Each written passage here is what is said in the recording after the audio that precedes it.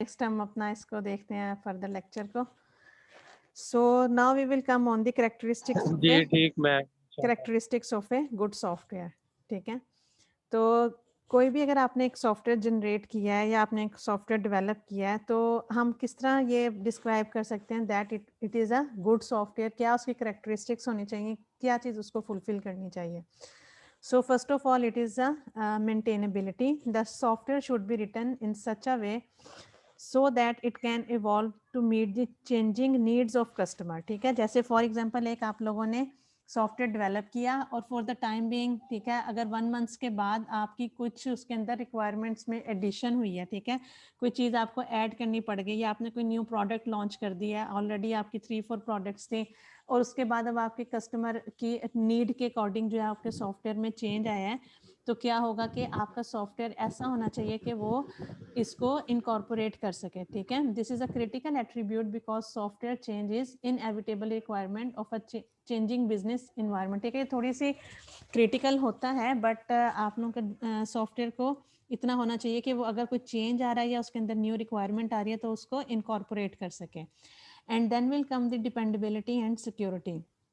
So software dependability includes a range of characteristics including reliability, security and safety. ठीक है, so इसके लिए इससे हम ये मुराद लेते हैं कि आपका जो सॉफ्टवेयर है वो इतना सिक्योर होना चाहिए ताकि इसके ऊपर जो भी मलिशियस यूज़र्स हैं वो उसके ऊपर अटैक ना कर सकें। इसकी सिक्योरिटी को जो है वो आपने ज़रूर मद्देनज़र रखना है। ठीक है, और आपने ऐसे इसके अंदर वीक वल्नरेबिलिटीज़, इसको हम टर्म को यूज़ करते हैं कि आपके सिस्टम के अंदर वल्नरेबिलिटीज़ ना हो जिनको कि आपका जो मलिशियस यूज़र्स हैं उनको एक्सप्लॉइट कर सकें। ठीक है, और इसके अलावा आपका जो सिक्योर होना चाहिए। ठीक है, ताकि जो भी मलिशियस यूजर्स क्या होते हैं बाय द वे, मतलब मलिशियस कौन होते हैं?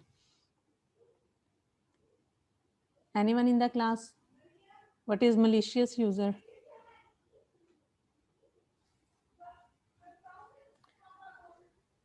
मलिशियस यूजर, जी बेटा। हम जो सॉफ्टवेयर को हार्म करते हैं, वायरस हार्म करते वगैरह हैं, जो वायरस डाल बिल्कुल कर ठीक है। सॉफ्टवेयर को हैक करने की कोशिश करते हैं। हाँ जी, बिल्कुल, द मलिशियस यूजर जो कि आपके सिस्टम को हार्म करते हैं। ठीक है, कोई नुकसान पहुंचा सकते हैं, that will come the malicious users. ठीक है, and then will come the characteristics of efficiency. So software should not make wasteful use of the system resources such as memory and processor cycles. ठीक है, आपका जो software है वो उसको efficiently होना चाहिए कि आप लोग जो हैं उसके अंदर आपकी जो मेमोरी की यूटिलाइजेशन है ना कि वो कम से कम हो। ऐसा ना हो कि आपका सॉफ्टवेयर ऐसा हो कि वो बहुत ज़्यादा मेमोरी की वेस्टेज हो रही हो, और इसके अलावा आप उसका प्रोसेसिंग टाइम जो है वो कम से कम होना चाहिए। क्योंकि बाज़ का अगर आप लोग किसी सॉफ्टवेयर को मतलब ओपन कर रहे हैं या आप उसको चला रहे हैं, ठीक है, और उसके बाद उसका रिस्पॉन्स टाइम जो है वो मतलब लेट आ रहा है, ठीक है, वो आपको लेट रिस्पॉन्ड कर रहा है, या वो एक ही उसका जो फीचर है उसको उसमें करने में, वर्कआउट करने में बहुत ज़्यादा टाइम टेकिंग है, ठीक है, बहुत ज़्यादा टाइम कंज्यूमिंग है, तो ये एक्सेप्टेबल नहीं होता है। ठीक है, तो इसकी एफिशिएंसी जो है वो डिपेंड करती है कि इसका प्रोसेसिंग टाइम और इसकी मेमोरी यूटिलाइजेशन जो है वो अच्छी होनी चाहिए। And then will come the acceptability. So the software must be acceptable to the type of users for which it is designed.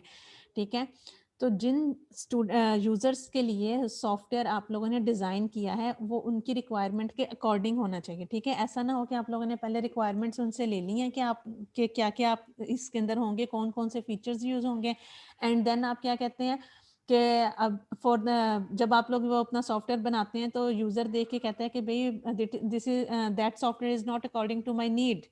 ठीक है, तो इसका मतलब ये है कि आपको जो ऐसा सॉफ्टवेयर बनाना है जो कि यूज़र की नीड के मुताबिक हो और उसको यूज़र जो है वो उसको एक्सेप्ट करे। ठीक है, और it must be understandable, usable and compatible with other systems that they use. ठीक है, और इसकी कंपैटिबिलिटी को भी आपने देखना है कि वो डिफरेंट प्लेटफॉर्म्स के ऊपर रन हो सके।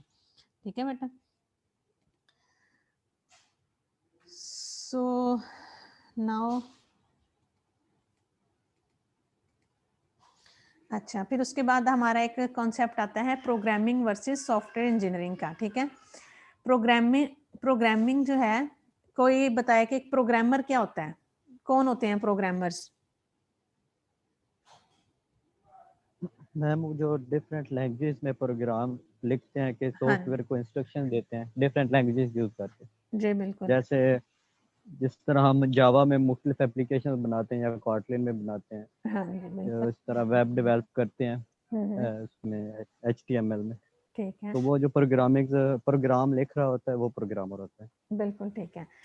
सो जो प्रोग्रामर है वो क्या करता है, राइट करता है कोई भी कोड, ठीक है, कोई भी प्रोग्राम, ठीक है, जो भी उसने कोडिंग से जितने भी रिलेटेड चीज़ें होंगी that will handle a programmer, ठीक है, that will be handled by A programmer, programmer उसको हैंडल करेगा।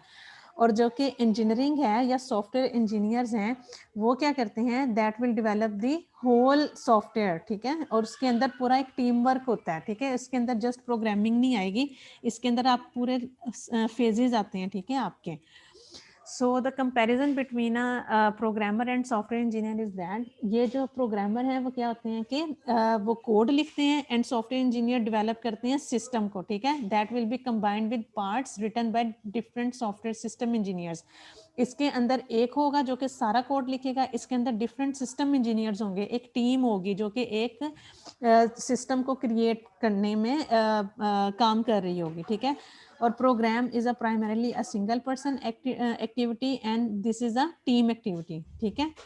And then next comparison, programming is simply one side of software development, ठीक है, जैसे आप लोगों ने SDLC पढ़ा होगा अपना, उसके अंदर सॉफ्टवेयर डेवलपमेंट 1 में SDLC का लाइफ साइकिल पढ़ा होगा, उसके अंदर आपका जैसे रिक्वायरमेंट गैदरिंग का फेज आता है, then will come the analysis and then will come the implementation, ठीक है, जो इम्प्लीमेंटेशन के अंदर आपका जो एक फेज होता है ना, ठीक है, जो कि कोडिंग का होता है, जो कि आपने इम्प्लीमेंट करना होता है, एंड दैट सिंगल फेज, ठीक है, जो कोडिंग का पार्ट है that will be done by the programmer, और ये एक वन साइड होती है सॉफ्टवेयर सिस्टम डेवलपमेंट की। And as compare to the software engineer, तो उसने जो है वो क्या करना है, आपकी सारे सिस्टम को या SDLC के सारे स्टेप्स को फॉलो करना है, जिसके अंदर आप मॉडल्स भी जनरेट करेंगे, सिस्टम की टेस्टिंग भी होगी, मेंटेनेंस भी होगी, each and everything will include in that, okay.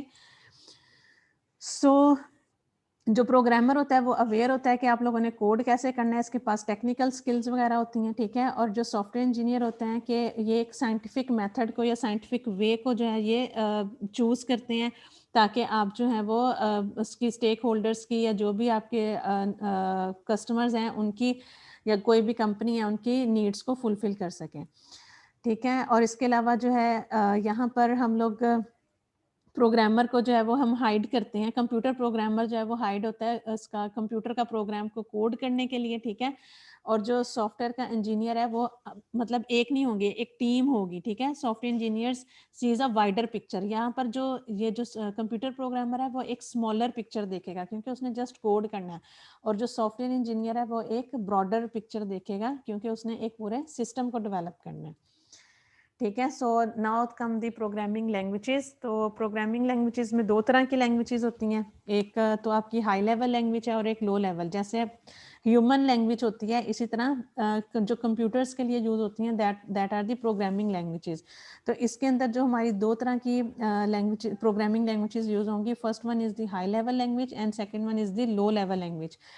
तो हाई लेवल लैंग्वेज वो लैंग्वेज होती है that is close to the human language, ठीक है, होती तो ये लैंग्वेज ही है, ठीक है, इसके अंदर हम प्रोग्राम्स ही करते हैं, जैसे आप लोगों ने काफ़ी ने ये C++ का कोर्स पढ़ा हुआ है, कुछ लोग आपके स्टूडेंट्स जावा में काम कर रहे हैं, तो जावा C++, ठीक है, पाइथन वगैरह ये सारी हाई लेवल लैंग्वेजेस होती हैं, ठीक है। And the languages that is close to the machine, ठीक है, जो कि कंप्यूटर के करीब होती है, जो कि जैसे हमारी बाइनरी है, ठीक है, 0 1 की फॉर्म में जो भी लैंग्वेजेस हैं जो कि कंप्यूटर जिसको अंडरस्टैंड करते हैं that will come under the low level languages, ठीक है। एंड इसके अंदर दो टाइप्स आ जाती हैं, एक assembly language and then the machine language. और सॉफ्टवेयर जब भी हमने कोई डेवलप करना है उसके अंदर जो भी लैंग्वेजेस यूज होती हैं, अब क्योंकि बेसिकली लैंग्वेजेस या प्रोग्रामिंग लैंग्वेजेस तो एक ही है, मतलब कि सेम बहुत इनका स्ट्रक्चर आपने कैसे करना है, ठीक है, कोई भी आपने कोड का जो है ना सिंटैक्स वो डिफरेंट है, लैंग्वेज आपने अपनी मर्जी से चूज करनी है, कोई भी सॉफ्टवेयर को यूज करते हुए जिस भी आप लैंग्वेज में इजी फील करते हैं या रिलैक्स फील करते हैं, जो आपको इजी लगती है, किसी के अंदर अच्छी बिल्ट इन लाइब्रेरीज हैं, ठीक है, आपको लगता है कि जो मैं काम करने जा रहा हूँ, जिस तरह अक्सर जो मैथमेटिक्स डिपार्टमेंट के होते हैं वो मैटलैब यूज़ करते हैं, ठीक है, क्योंकि मैटलैब के अंदर आपके डिफरेंट जिस तरह कह लें आप डेरिवेशन हो गई, इंटीग्रेशन वगैरह, ठीक है, ये काफ़ी अच्छी फंक्शंस प्रोवाइड करता है मैटलैब लैंग्वेज, ठीक है। तो इस तरह आप लोगों ने अपनी नीड के अकॉर्डिंग जो है वो अपनी लैंग्वेज यूज़ करनी है, ठीक है। सो एनी क्वेश्चन, ठीक है। So that is all for the first lecture. जी बेटा, एनी क्वेश्चन? अस्सलाम वालेकुम मैम। जी वालेकुम सलाम। मैम जो आर लैंग्वेज है ये किस वे में आएगी, किस कंडीशन में आएगी?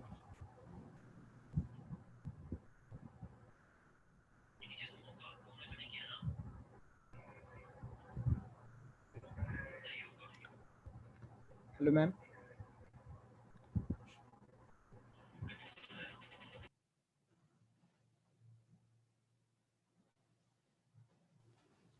जी बेटा, बेसिकली जो आर लैंग्वेज है आपकी, वो हम लोग जैसे जो स्टैटिस्टिकल कंप्यूटिंग वगैरह करते हैं या ग्राफ्स वगैरह कुछ होते हैं हमारे, ठीक है, जो मैथ्स ये भी रिलेटेड ही होती हैं, स्टैटिस्टिक्स वगैरह से रिलेटेड, तो ये लैंग्वेज बेसिकली हम उस पर्पस के लिए यूज़ करते हैं।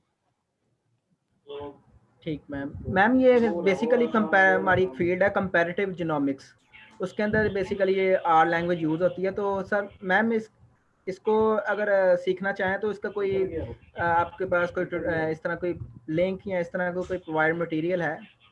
चलें बेटा, मैं इंशाल्लाह ये आपको चेक कर दूंगी कि अगर आप लोगों ने आर लैंग्वेज सीखनी है तो फिर आप लोगों को इसके कुछ सोर्सेज वगैरह मैं प्रोवाइड कर दूंगी, तो आप लोग फिर उसको, ठीक है, देख लीजिएगा। बहुत शुक्रिया मैम। चलें, ठीक है, थैंक यू क्लास। तो ये फिर मैं इंशाल्लाह आप लोगों के साथ लेक्चर स्लाइड्स भी शेयर कर दूंगी, बेसिक स्लाइड्स थी, ठीक है, आप लोग एक बार इनको गो थ्रू कर लीजिएगा। Okay, thank you very much. अस्सलाम वालेकुम मैम।